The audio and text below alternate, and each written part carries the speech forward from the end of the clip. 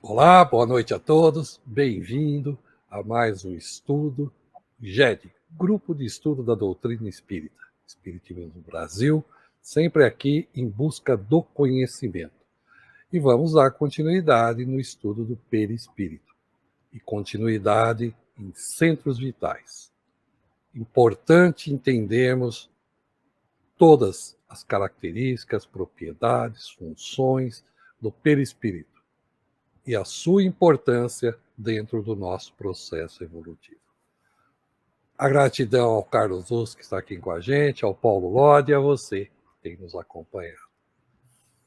Vamos lá, Carlos, fique à vontade. Tá ótimo. Agradeço a participação de vocês aí e vamos fazer esse estudo aprofundado. Centros vitais. É o capítulo 4 do livro Perispírito, de autoria de Zalmino Zimmermann. Nós vamos fazer, então, a segunda parte do nosso estudo que iniciamos na semana passada. Então, a palavra centro vital é a palavra mais usada do que a palavra chakra, né? O chakra quer dizer roda em sânscrito, é uma palavra, né, do hinduísmo. Então, André Luiz usa a palavra centro vital, né, mas colocando a mesma interpretação, a mesma localização, né, que essa literatura que já existe sobre o tema. Então, lembrando que as obras básicas, elas não dão esse destaque, né, em termos dos centros vitais, mas que o André Luiz fez isso. Então, com o surgimento dos trabalhos do espírito André Luiz, por meio da mediunidade, por meio da psicografia de Chico Xavier, tomou-se conhecimento da efetiva existência desses centros de forças fundamentais, melhor denominados, então, centros vitais. O centro coronário é assim explicado por André Luiz. Analisando a fisiologia do perispírito, temos o centro coronário, que na Terra é considerado pela filosofia hindu como sendo o lótus de 1000 pétalas, de vez que nele assenta a ligação com a mente, fulgurante sede da consciência. Esse centro recebe os estímulos do espírito, comandando os demais, vibrando com eles em justo regime de interdependência. Então, aqui, a gente vê que nessas poucas linhas, André Luiz fez um destaque importante, né, mostrando que o centro coronário ele é a conexão com a mente, com o local, né, é a sede do nosso pensamento, a sede da nossa consciência, e ele, a partir dessa conexão, né, desse centro coronário que fica no alto da cabeça, com a mente, com o centro espiritual, ele recebe, então, a, as ordens, vamos dizer assim, né? Ele, em termos da parte operacional do nosso corpo físico. Então, a partir da ação da nossa vontade, dos nossos pensamentos, das nossas palavras, dos nossos sentimentos, tudo que nós colocamos na nossa casa mental, vão gerar, então, alterações no perispírito, e essas alterações vão ser conduzidas ao centro coronário, e o centro coronário, então, atua coordenando os demais centros, os demais chakras que tem no nosso organismo. Ele, então, é o principal, né, tanto que é chamado de lótus das 1000 pétalas, né, é o principal chakra no nosso corpo. Né, essa é a principal ligação entre o nosso espírito e o nosso corpo físico. E ele, então, faz com que as ações do perispírito, os automatismos que existem no perispírito, eles migrem para o corpo físico, produzindo ali os efeitos desejados nos plexos, atuando na parte fisiológica do nosso organismo. Temos, então, outro slide, né? Em que diz que o centro coronário é o grande assimilador das energias solares e dos raios da espiritualidade superior, capazes de favorecer a sublimação da alma. É interessante aqui, nessa visão de André Luiz, falando que o centro coronário, ele assimila, então, as energias que vêm da espiritualidade superior, né? Vem da a própria energia cósmica que permeia o mundo, né? O chamado prana, e essa energia cósmica, elas vêm e, através do perispírito, através do coronário, elas se transmutam nas energias que habilitam a vitalidade no nosso corpo físico. Sem essas energias espirituais, né, que são transmutadas em energias vitais palatáveis ao nosso corpo físico, a gente estaria literalmente mortos, né? O corpo físico não teria vitalidade.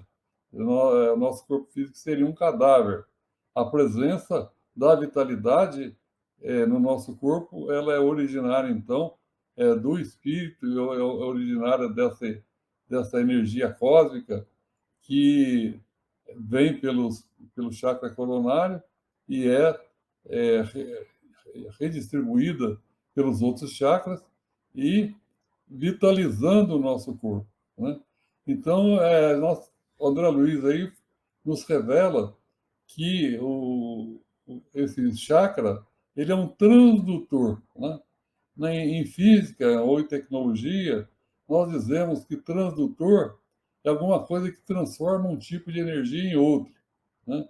O caso, por exemplo, de uma usina hidrelétrica, nós temos a turbina e o alternador, o gerador que está ligado nela, ela transforma a energia mecânica em energia elétrica. Então, ela é um transdutor de energia mecânica em energia elétrica. Produz a energia elétrica através da transformação da energia mecânica. Um alto-falante, ele produz energias mecânicas, né, em forma de sons, em forma de ondas acústicas, produzindo a transformação da energia elétrica em energia mecânica, né? O microfone é o contrário. Ele transforma a energia mecânica das ondas sonoras em energia elétrica, né? Então, são transdutores. Esse nosso chakra, então, seria um transdutor que transformaria a energia espiritual, a energia cósmica, e o prana em energia vital que chega tão necessária ao funcionamento do nosso organismo, do nosso corpo. E considerando ainda que na mente, né, existem os automatismos, existem os sistemas realimentados que atuam na nossa na funcionalidade do nosso organismo, isso tudo através de fluxos de energias que são energias espirituais transmutadas em energias vitais e transmutadas em energias, literalmente energias elétricas, por exemplo, né, que atuam no organismo, que atuam nos neurônios. E os neurônios, essa energia elétrica produz contrações de músculos que produzem os nossos movimentos. E no sentido contrário, as nossas percepções sensoriais também elas passam pelo centro cerebral e do centro cerebral chegam ao centro coronário e vão até o espírito. Temos praticamente, né, no centro coronário o ponto de interação entre as forças determinantes do espírito e as forças fisiopsicossomáticas organizadas. E físio é da parte física, fisiológica, né? Psico é o pensamento, é a palavra, é o psiquismo, né? As ações que geram ações, que geram efeitos objetivos no nosso organismo físico. E somáticas é com relação ao nosso corpo, ao nossa soma física, né? Então, nós temos particularmente no centro coronário, né, então um ponto de interação, né, entre essas forças, tanto num sentido quanto no outro, ou seja, o sentido do espírito para o corpo físico, quanto no sentido do corpo físico para o espírito, no caso da nossa parte sensorial, das nossas percepções que chegam ao nosso espírito, vindo dos órgãos dos sentidos. Dele parte a corrente de energia vitalizante formada de estímulos espirituais, a qual transmite aos demais centros da alma os reflexos de nossos sentimentos, ideias e ações, tanto quanto esses mesmos centros independentes, né? Então, nesses centros vitais, né, acontece essa transformação. Tanto que entre si imprimem semelhantes reflexos nos órgãos e demais implementos de nossa constituição particular, plasmando em nós próprios os efeitos agradáveis ou desagradáveis de nossa influência e conduta. Então, aqui o André Luiz faz uma extensão da palavra psicossomática, né? Da forma como ela é entendida pelas nossas ciências biológicas e médicas, né? Para eles, a interação psicossomática é o psiquismo agindo no nosso corpo físico. Ele amplifica isso colocando a parte espiritual, colocando a parte moral, né? A nossa responsabilidade moral, as nossas ações, né? Os nossos pensamentos, e eles produzindo a forma como eles produzem as interações psicossomáticas, né? E essa questão kármica, né? Ou seja, através de bons pensamentos, de boas atitudes, de atitudes em conformidades com as leis da criação, as leis de Deus que agem na natureza, a partir da hora que a gente estiver atuando como um copartícipe da criação, atuando dentro desse plano divino de evolução que nos faz progredir, né, do átomo ao arcanjo, ou seja, nos faz percorrer toda a escala de evolução dos seres, né, fazendo com que a gente, saindo do átomo, possamos chegar aos reinos inferiores da, da natureza, e desses reinos inferiores ao reino nominal, do reino nominal aos estágios angelicais, né? E na perfeição dos anjos, na perfeição moral e intelectual dos anjos, nós realmente nos tornarmos efetivamente copartícipes da criação em termos de cocriação em plano maior, conforme também nos ensina André Luiz. A mente elabora as criações que lhe fluem da vontade, apropriando-se dos elementos que a circundam. E o centro coronário incumbe-se automaticamente de fixar a natureza da responsabilidade que lhe diga respeito, marcando no próprio ser as consequências felizes ou infelizes de sua movimentação consciencial no campo do destino. Então, essa explicação em evolução em dois mundos, André Luiz nos fala que fica registrado em nós, né, as consequências das nossas ações. Ou seja, existe na pedagogia divina um watchdog, um cão de guarda que olha o nosso comportamento. Esse aí é um cão de guarda interno, nós observando se nós estamos agindo em conformidade com a lei divina da criação. Se nós estamos aprendendo de maneira correta as lições que a vida nos dá através das dificuldades que encontramos no dia a dia nosso e principalmente no relacionamento com os nossos semelhantes. Se por acaso estivermos numa linha diferente da linha pedagógica esperada por Deus, ou seja, que nós estejamos aprendendo com os nossos erros a nos ajustarmos aos ensinamentos do Evangelho de Jesus, esses registros que ficam em nosso em nosso íntimo mais profundo, eles vão emergindo na justa necessidade de corrigir a nossa rota de aprendizado. E aí está registrado, então, o nosso karma. Estão registradas as nossas dificuldades, as dores, os problemas que surgirão em nosso caminho, em termos de saúde, em termos de dificuldades de trabalho, de dinheiro, inúmeros tipos de dificuldades ficarão registrados como sendo no sentido de produzir corrigendas, de produzir um efeito de realimentação, um efeito retroativo, nos fazendo voltar à estrada correta da evolução, aquela prevista por Deus, nosso Pai de amor, para que nós para que nós caminhemos por ela. Sua influência apresenta-se decisiva sobre os demais, governando o córtex encefálico na sustentação dos sentidos, marcando a atividade das glândulas endocrínicas ou endócrinas também, né? E administrando o sistema nervoso em toda a sua organização, coordenação e atividade, e mecanismo, desde os neurônios sensitivos até as células efetoras. Essas células fazem parte do sistema imunológico, né?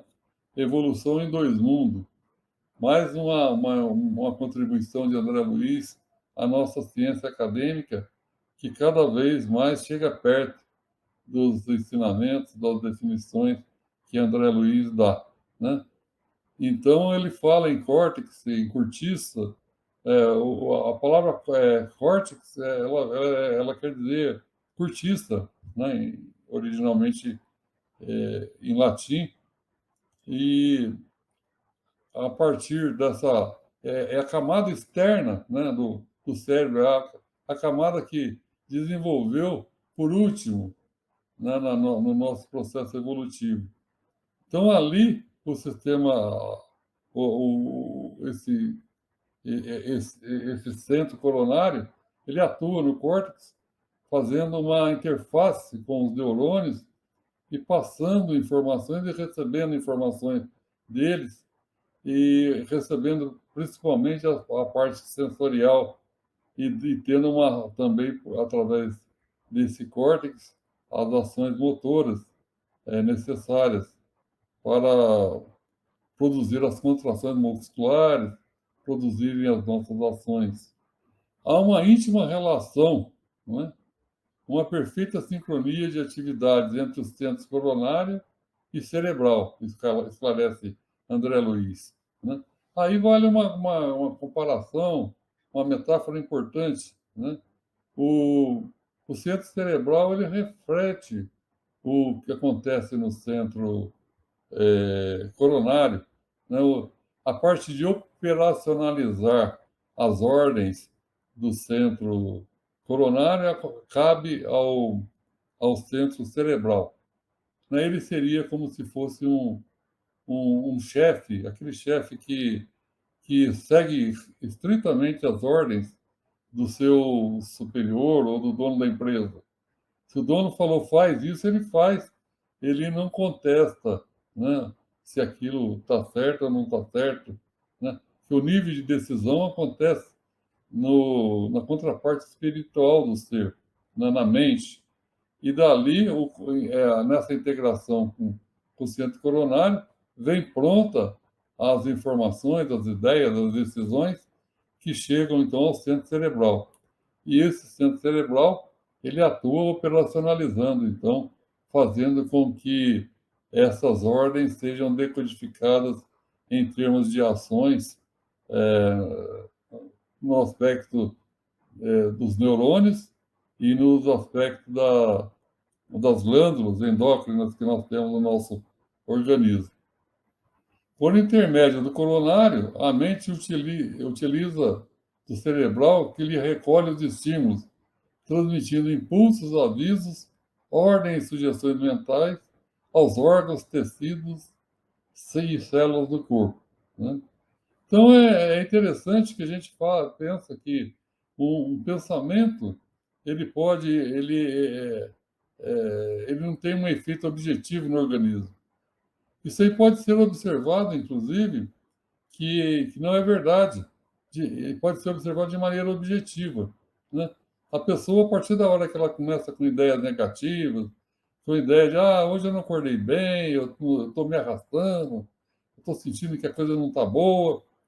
Esse tipo de pensamento na casa mental, no espírito, ele gera, né, através do coronário, atuando no cerebral, ordens ao organismo que imediatamente se posicione em conformidade com esse tipo de pensamento, né? Então, a partir dessas ideias aí, é, chegando na parte dos neurônios e daí para a parte das glândulas, né? A glândula, a hipófise, ela vai gerar hormônios que vão atuar na suprarrenal. A suprarrenal vai diminuir a produção de adrenalina e a adrenalina diminuindo, a pessoa fica realmente com atitudes mais lentas, mais devagar e fica literalmente arrastando. Então a gente vê que uma ideia ela aparece no exame se for medir a adrenalina, a presença da adrenalina na corrente sanguínea, numa pessoa que está desanimada, né, ela aparece como causa primária ali, né, dessa ação aí, né, atuando por esse mecanismo, né, via é, coronário, cerebral, hipófise, depois a suprarrenal e da suprarrenal produzindo a adrenalina, né? Então é interessante que, aliás, diminuindo a adrenalina. Então é interessante esses mecanismos, né, que até então eram entendidos somente como psicossomáticos, eles têm uma conexão espiritual mais ampla que isso. E assim como o centro cerebral se representa no córtex encefálico, controlando sensações e impressões do mundo sensório, o centro coronário, através do diencéfalo, possui no tálamo, para onde conflui todos os vias aferentes à cortiça cerebral, com exceção da via do olfato, que é a única via sensitiva de ligações corticais, que não passa por ele. Vasto sistema de governança do espírito. Então a gente vê a ideia de que realmente é o espírito, é a ação do espírito que controla a nossa saúde, e o espírito tem uma conexão com um aspecto moral direto, né? O Richard Simonetti dizia que no futuro a terapia ocupacional ela vai incluir exercícios morais de caridade, né, de amor ao próximo, para melhorar os aspectos da saúde física, né? Porque a base da saúde física está exatamente num comportamento moral em sintonia, é, em frequência de sintonia com os pensamentos da criação, com o pensamento divino que permeia o universo. Referindo-se às outras sedes reguladoras da energia vital, seguindo a ordem de sua localização, que o centro laríngeo preside os fenômenos vocais, inclusive as atividades do timo, da tireoide e das paratireoides. O centro cardíaco sustenta os serviços da emoção e do equilíbrio geral. O centro esplênico, que no corpo denso está sediado no baço, regula a distribuição e a circulação dos recursos vitais no corpo. O centro gástrico se responsabiliza pela penetração de alimentos e fluidos em nossa organização. E o centro genésico é a sede do santuário do sexo, como moderador de formas e estímulos. Isso aí ele nos ensina no livro Entre a Terra e o Céu, né? Muito interessante esse aspecto, inclusive o centro genésico, ele está ligado também à parte da criatividade, né? Não só a parte sexual, né? Porque a sexualidade é a criação, né? É a criação em todo sentido, está ligado a isso também. Então, e é interessante a observação também que em livros romanceados, como Entre a Terra e o Céu, André Luiz coloca essas pérolas importantes, essas dicas, entre aspas, importantes, que a ciência vai devagarinho chegando próximo e tirando importantes ensinamentos. O perispírito é a matriz do corpo físico. Aí é interessante, né?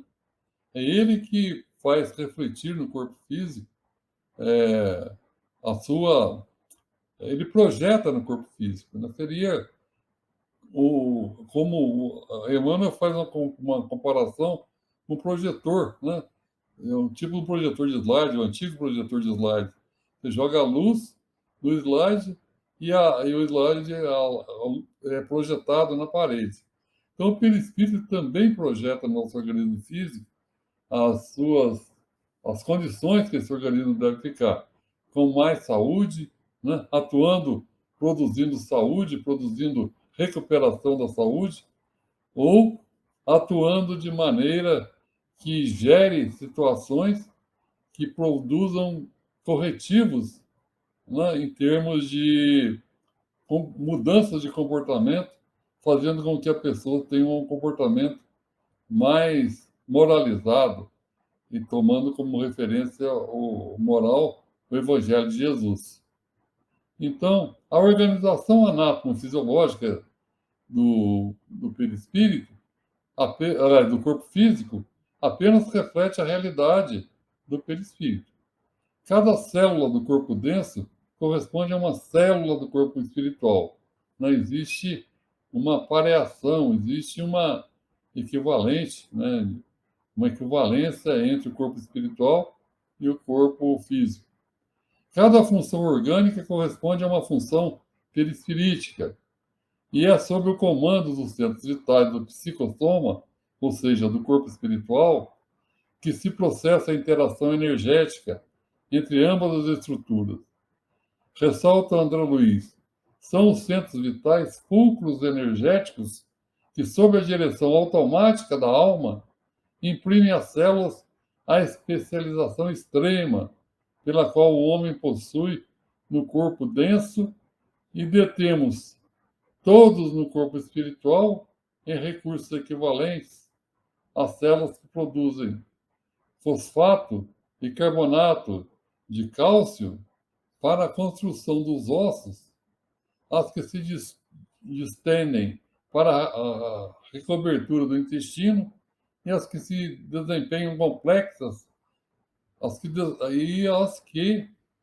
desempenham complexas funções químicas no fígado, as quais transformam em filtros do sangue na intimidade dos rins. Mais uma orientação de evolução em dois mundos. Né? É interessante que André Luiz escreveu esses livros aí, né, na década de 50, 40, e a gente vê que chegam agora, né, nesse outro milênio, que chegam o progresso da ciência e cada vez atestando mais isso aí. Né? É interessante que experiências feitas com células-tronco, na diferenciação de células-tronco, ela se torna inexplicável aos pesquisadores. Né? Maiana Zatz, uma professora da USP de São Paulo, considerada uma das maiores geneticistas do Brasil, recebeu prêmios internacionais sobre suas pesquisas na área de genética. Ela disse que a diferenciação celular ela não tem uma explicação na medicina, na ciência conhecida. E é interessante essa dúvida dela, né? Geralmente as pessoas da ciência, elas fazem grandes perguntas, mais do que dar grandes respostas. E essas perguntas é que nos conduzem a buscar as respostas e fazer progredir a ciência. Então, ela fazendo essa pergunta aqui, a diferenciação, né, das células-troncos em tecidos e órgãos, em áreas distintas do organismo, ela não tem explicação. Isso, ela escreveu um artigo na revista FAPESP e fazendo essa confissão, né, de humildade. E é interessante também que, se você pega, por exemplo, células troncos que já são colocadas no, no músculo, elas. Bom, primeiro você cria a célula tronco, ou já começando a diferenciar, né, em forma de músculo, você cria ela in vitro, né, em placa de Petri, elas tomam forma, elas ficam amorfas, elas ficam assim, tipo de um disco, ou de uma forma próxima de uma esfera, de um disco. E quando você coloca essas células que estão ali sendo cultivadas in vitro, quando você coloca ela no músculo, elas começam a se estender e começam a ficar em formato das células estriadas no músculo. Então aí de onde que vem essa forma? Né? Por que que dentro da placa de Petri no laboratório ela fica redonda ali, com a colônia de células, ela tem um formato arredondado. E quando se coloca no músculo, ela adquire um formato de células musculares, que são células alongadas longitudinalmente, né? E também a própria diferenciação, né? Só as diferenças físicas e químicas não justificam as células troncos colocadas em órgãos, elas se diferenciarem naqueles órgãos, né? Então, André Luiz aí antecipou de décadas essas pesquisas, e está dando as respostas. Então, pesquisando André Luiz, nós chegaremos a essas respostas mais rapidamente. A importância capital desses centros de forças, percebidos por alguns cientistas como sendo centros morfogênicos, comandando a especialização celular, o impulso histogênico, né, dirigido à formação dos diferentes órgãos, já é hoje bastante reconhecido, né? Então, esse cientista que ela diz aí, que chama de centros morfogênicos, é o Rupert Sheldrake. Ele é um biólogo que ele falava sobre as formas, né? Imaginava essa possibilidade de existirem campos atuando no nosso organismo e produzindo diferenciação de células nos tecidos e órgãos, né, na histogênese, na produção dos tecidos, né, na geração dos tecidos. Então, esse Rupert Sheldrake, ele tem um pensamento bastante avançado e bem próximo do que André Luiz nos ensina e de que Hernani Guimarães Andrade também nos ensina. Observa-se, finalmente, que as fases de intermissão, na intermissão, então, é o que se chama normalmente de erraticidade, né? É um termo empregado por Hernani Guimarães Andrade para designar em espiritismo um intervalo entre as encarnações. É o tempo que desencarnou, foi para o plano espiritual, fica um tempo lá e reencarna outra vez.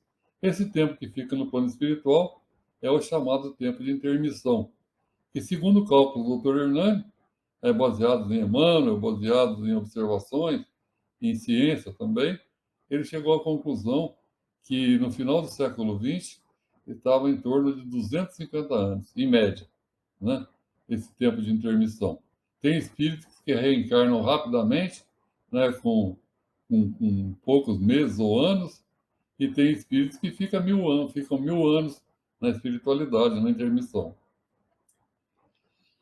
Então, os centros vitrais nada perdem em importância na sustentação do dinamismo perispirítico, embora apresente algumas transformações importantes, principalmente nos centros gástricos e genésicos, como informa André Luiz, e ainda que, de outro lado, sobre o influxo da mente, possam esses dois centros de forças entrarem em processo de debilitação, chegando até quase a apagar-se fisiologicamente.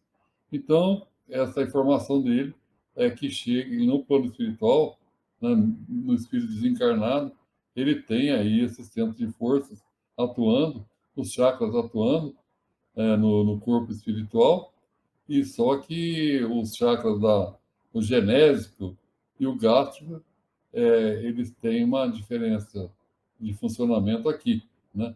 Exatamente pela diferença de energia que existe no plano espiritual, tipo de energia que lá existe, uma energia sutil, que a gente não tem muitos detalhes, muitas notícias, porque a gente sabe que a matéria lá é sutil, a energia também deve ser alguma coisa equivalente, né? Então, falta ainda estudos que determinem que tipo de energia que funciona lá, né? Então, era isso que a gente tinha para estudar, né? E eu acredito que a contribuição aí dos amigos vão ser bastante importante. Excelente, Carlos. Eu estou aqui refletindo, acho que desde lá do primeiro slide, e realmente a sua exposição maravilhosa. Paulo, queremos te ouvir. Boa noite, né? Muito bom, Carlos, como sempre, né? Muito didático, muita informação para a gente aqui, né? E também para a gente, talvez, estabelecer o que muitas pessoas dizem, né? Que os chakras, né, o centro de força, não fazem parte da doutrina espírita. Isso é uma coisa mística, oriental, e que foi incorporada ao espiritismo. De forma alguma, né? Então, nós vemos aí todos os slides que o Carlos trouxe, né? André Luiz fazendo menção ao centro de força, Joana de Anjos também faz essa menção, Bezerra de Menezes, Manuel Filomeno de Miranda, né? Enfim, nós temos aí várias citações na literatura sobre o centro de força, mostrando, inclusive, a importância de cada um deles, né, na manutenção do nosso corpo físico. E não somente isso, né, mas também atuando ali com diversas funções, que é o tema nosso, né, cada função muito específica, detalhada, e importante da gente pensar, né, como nós comentamos aí na aula anterior, né, no nosso estudo anterior, 3, basicamente, aqui fazendo funções estritamente orgânicas, né, o genésico, aqui o esplênico e o gástrico, atuando ali como uma função do sistema nervoso autônomo, né, porque penso que os senhores não estejam pensando agora para respirar. Penso que os senhores não estejam pensando para que as células façam as suas funções, ou para que a digestão ocorra, ou para que os movimentos aí peristálticos do intestino aconteçam, e tantas outras coisas, né, para que o sangue venoso, arterial, se movam num sentido ou no outro. Então, isso é controlado, de certa forma, como nós vimos, por esses centros de força muito específicos da região orgânica, física, né, que tem a ver, claro, com a nossa vitalidade, e o Carlos explicou muito bem todos eles aí. E aí nós temos os superiores, né, que são o laríngico, o frontal e o coronário, que está aqui no alto da nossa cabeça, fazendo funções, digamos assim, mais voltadas para a razão, para o intelecto e para o espiritual. E aqui faltou um, né, Paulo, que é o cardíaco, que faz a intermediação entre esses dois mundos, né? Um mundo ainda instintivo e um mundo espiritual. Então, o cardíaco está colocado aqui no meio para fazer essa ponte, né? E aí ele é responsável pela questão do sentimento. Apesar dos autores falarem emoções, né? Eu gostaria de diferenciar esse termo, porque as emoções elas estão mais pautadas aqui no plexo solar ou no gástrico. Por isso que quando nós sentimos um medo muito grande, é aquele frio no estômago, não é no coração. Se for no coração, a gente desencarna, né? Pode ser um lapso ali. Né? Então, o cardíaco, estando aí mais relacionado à questão dos sentimentos e fazendo essa ponte, jogando energia para cima, jogando energia para baixo, puxando para lá, puxando para cá. Né? Então, eu achei muito interessante as colocações do Carlos aí, mostrando as funções de cada um, e óbvio que se nós formos nos debruçar aí na literatura oriental, nós vamos encontrar muito mais informações, inclusive desenhos. Não é nosso objetivo aqui. Nosso objetivo é trazer o conceito desses centros de força e, como eu disse, mostrar que eles fazem parte, sim, da doutrina espírita, pelo conhecimento do espírito, que eles estão lá presentes no perispírito, e que eles moldam, né, o nosso corpo físico. E uma coisa importante que o Carlos falou aí, ficou nas entrelinhas, né? Nós vemos muitas pessoas, assim, voltadas para as coisas místicas, falando de alinhar os chakras, né? Então, só para a gente tomar essa conceituação como uma forma de entender que alinhar os chakras, né, não é um alinhamento físico, não é que eles estejam alinhadinhos, bonitinhos, não existe isso, né? Cada um está no seu lugar. Nós temos ali o genésico, aí o esplênico vem mais para cá, depois o gástrico, depois o cardíaco para cá, e aí talvez os de cima aqui, né, o larêngico, o frontal, o cerebral e o coronário, talvez alinhados de alguma forma, mas esse alinhar aí não é um passe, não é um reiki, não é uma prece que vai fazer esse alinhamento, né? E o Emmanuel, ele traz uma informação muito interessante, ele diz assim, bom, ao invés de ficar preocupado em alinhar chakras, ou desenvolver chakras, ou não sei o quê, ele diz assim, evangelho, pratique o evangelho. E aí isso fica muito claro nas informações que o Carlos trouxe aí, mostrando todas as funções desse centro de força, né? E tendo aí o coronário como o principal deles, né? Claro que todos têm a sua função, mas o coronário e o cerebral, como o Carlos colocou, parece que eles estão relacionados intimamente com a nossa vida psíquica e também com o nosso processo kármico. Então, eu queria trazer uma pequena contribuição aqui, Paulo. Em 2 livros que o Bezerra de Menezes, ele faz menção à importância desse centro de força, né? O primeiro exemplo, ele está lá no livro Grilhões Partidos, que é um livro psicografado pelo Divaldo, pelo espírito Manuel Filomena de Miranda, e ele relata ali alguns casos interessantes, tá? Eu vou trazer aqui hoje só um deles, que está lá no capítulo 12, onde ele vai falar ali de uma doença, de uma jovem ali, ele chama do caso Angélica, né? E essa jovem, ela está acometida de histeria, tá?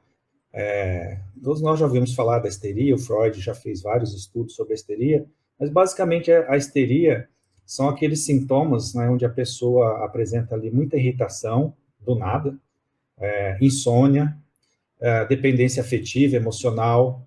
Muitas vezes ela pode desenvolver um peso, um cansaço muito grande, que o Carlos comentou aí, que pode ser decorrência do mau funcionamento do centro de força. Pode apresentar paralisias, dificuldades de se locomover, de movimentar os membros, taquicardia, um certo inchaço do pescoço, sensação de falta de ar, uma ansiedade extrema, enfim, são vários sintomas que a pessoa muitas vezes é levada ao centro espírita e o pessoal é muito hábil em fazer o diagnóstico, né? Já diagnostica a pessoa com uma mediunidade mal desenvolvida, ou não desenvolvida, e o Bezerra faz uma crítica a isso, ele fala assim, a gente tem que tomar cuidado com isso, porque dá a impressão que a mediunidade é uma maldição. Se você não desenvolve a mediunidade, você enlouquece, ou algo do tipo. Ainda, claro, que essa característica da mediunidade, quando apresenta, de fato, um espírito atuante ou algo parecido, de fato, pode levar a alguns problemas, mas ele chama atenção para isso, que nem tudo é problema da mediunidade. Pode ser simplesmente um problema kármico. Então, ele vai falar desse caso aqui, dessa moça, né, o caso Angélica, ele vai dizer aqui, eu não sei se vocês se recordam disso, né, mas que ela estava sendo tratada ali, e que ela teve um passado espiritual com a moral pouco, ele põe assim, pouco recomendável, né? Então, ela era uma jovem muito bonita, ele está falando ali do início do século XX, e ela se casou com um homem mais velho ali, por imposição dos pais, e esse homem estava impossibilitado para o matrimônio, né? Então, aqueles casamentos arranjados.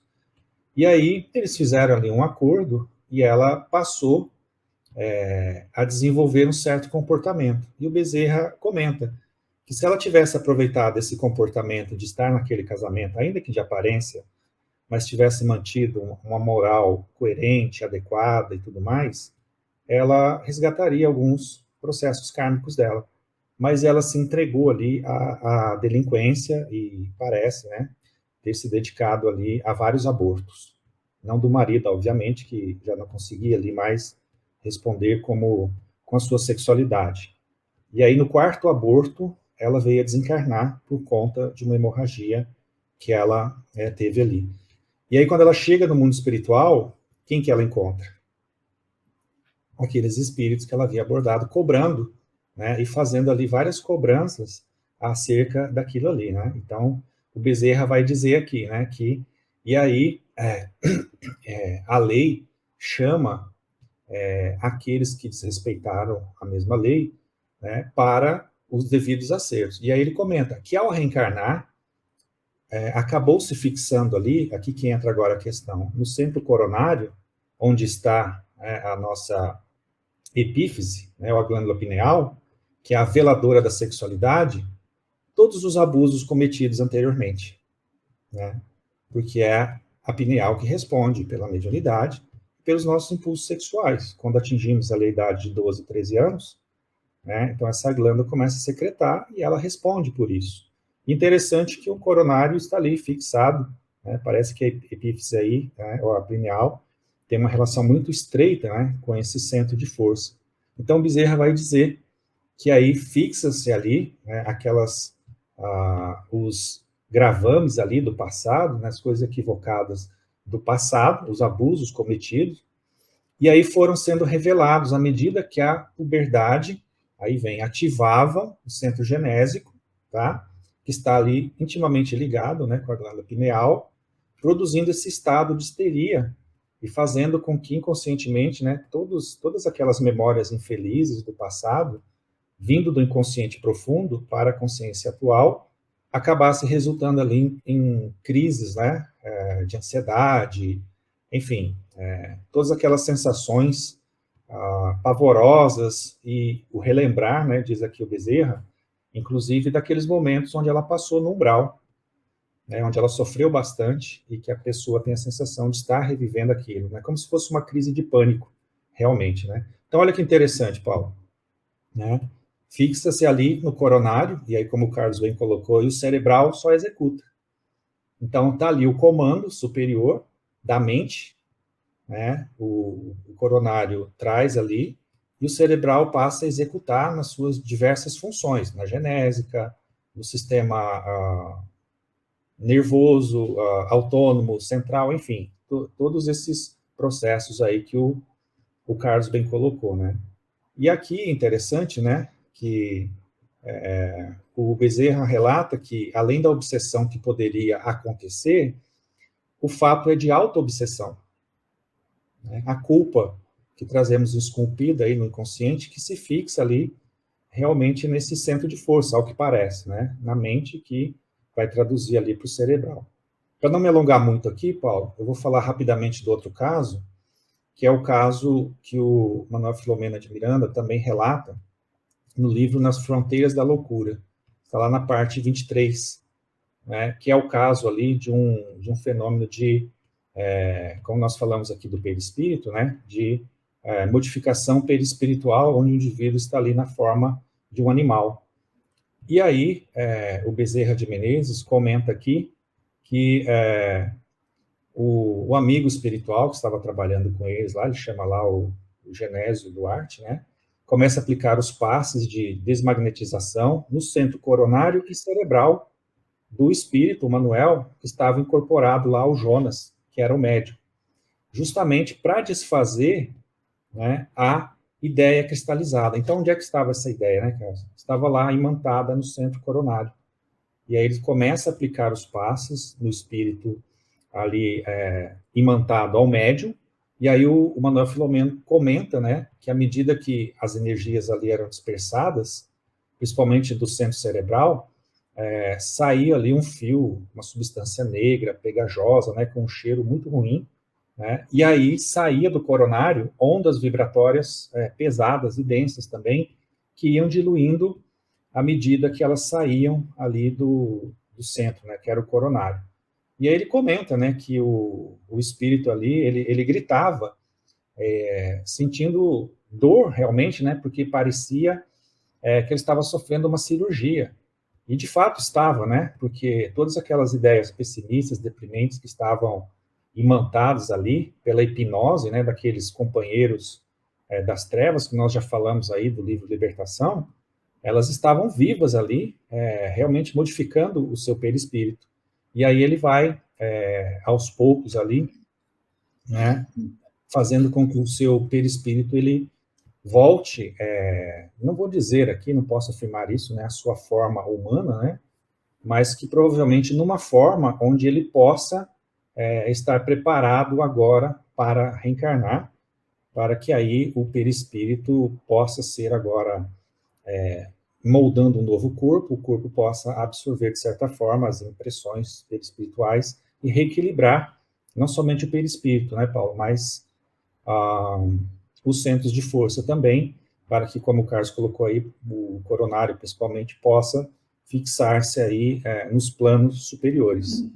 E por isso que a função da religiosidade é muito importante nesse sentido, para que a gente possa se conectar ao mais alto e do mais alto também para o nosso interior, ao nosso Cristo interno, né? Então vou parar por aqui, já me alonguei muito aqui nos meus comentários. Excelente, Paulo, excelente. Tá uma maravilha o nosso estudo hoje. E por coincidência, né, fizemos também a reflexão do capítulo 10, Religião, da obra Roteiro. E lá, né, Emmanuel cita o coração. E interessante que o coração tem um simbolismo para os judeus que é a sede da vida intelectual e emocional. Vai de encontro que você falou, que você destacou também com relação ao cardíaco. É isso que é importante. E eu fiquei aqui, eu estou tentando me achar, estou realmente perdido, né? Porque a importância da manutenção desses centros vitais, e aí eu fico numa reflexão, né? Trago aqui para nós até. Então, não é, vamos dizer assim, uma função, né? Um sistema tão simples que se utiliza somente para esse corpo físico, para a comunicação, para a manutenção desse corpo físico. Se ele se mantém também na erraticidade, e nós sabemos que esse corpo físico é para que eu possa, né, ter a experiência nesse mundo, em outros mundos, não necessariamente esse corpo físico, mas esses centros vitais se mantêm. Olha que coisa maravilhosa, olha a construção do nosso Pai, né, dentro de tudo isso. Né? Fico realmente assim. Vou ter que rever mais algumas vezes o estudo de hoje, fazer algumas anotações, porque foi muito bom realmente. Carlos, quer complementar? Fique à vontade.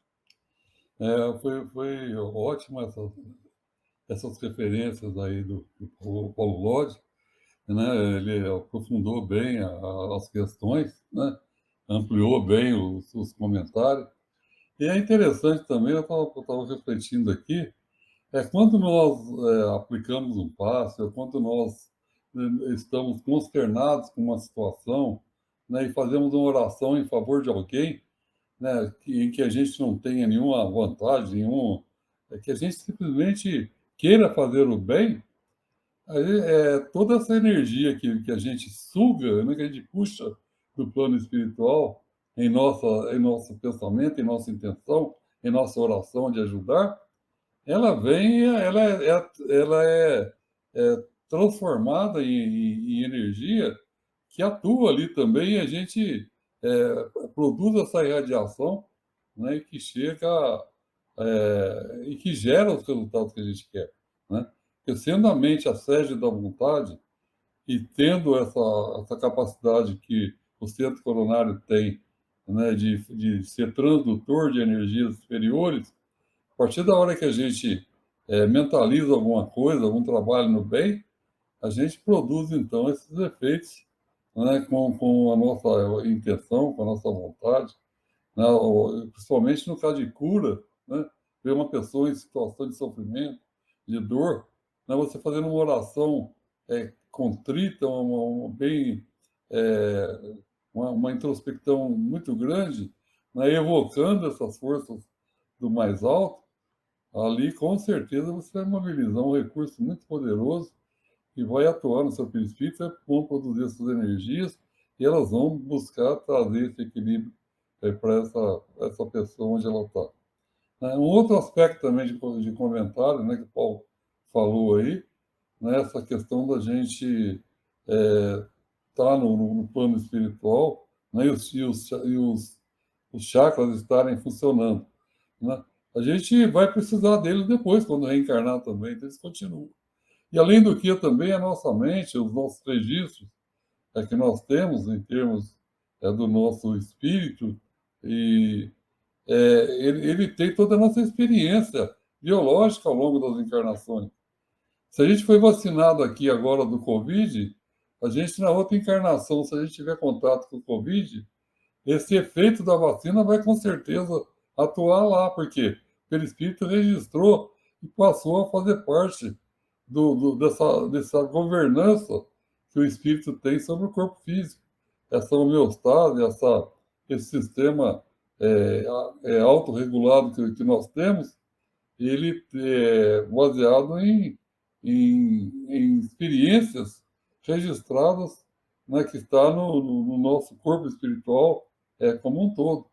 Então, quando a gente reencarnar, a gente vai trazer essa experiência, né, e atuar, né, em benefício do nosso corpo quando nós estivermos frente a infecções, agentes infecciosos, né, que seria então uma vacina, né, que a gente levaria de uma vida para outra.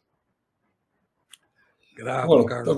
Agora tudo isso aí, só complementando, seriam hipóteses de trabalho. Lembrando que eu, pelo menos, não conheço nada em termos científicos que possam atestar isso, que possam confirmar isso, mas eu acho que, pelo que a gente está lendo, pelo que a gente está estudando, é bem nesse sentido aí, né? Eu não sei se o Paulo Lodge concorda também, né? Vamos ver. Fica à vontade, Paulo. E realmente é isso. A proposta é o estudo, cada um chega à sua conclusão, expõe, né? E reforça que nós não estamos a fim nem com o propósito de trazer a verdade única, né? Realmente é para refletir, Paulo. Quer encerrar, Paulo, os comentários? Fica à vontade. Não, perfeito as observações do Carlos aí. Eu sigo o relator. Ótimo, ótimo, ótimo. Né? Fala, Carlos. Tudo bem, agradeço aí todos os apoios seus aí, consideração, né, os comentários, eu acho que foi bastante importante. Ótimo, ótimo. Não tem como, né, esgotar realmente. São vários congressos para que a gente possa, né, sair com mais dúvidas ainda. Isso que é bom. Isso que é bom. E essa é a proposta, né? Cada vez mais estudarmos, aprofundarmos e realmente plantarmos lá dentro uma sementinha que isso, questionar é que vai, né, nos levar à verdade. Né? Se ficarmos simplesmente aceitando por aceitar, nós nunca chegaremos a conhecer a verdade realmente. Convidamos a todos para a próxima semana, provas da existência do perispírito. Olha só, hein? Falamos aqui muito sobre o perispírito. Agora vamos entrar em provas. Agradecemos aqui ao Carlos pela exposição, ao Paulo pelos comentários enriquecedores e agradecemos a vocês também e desejamos sempre a paz e a luz do Mestre Jesus.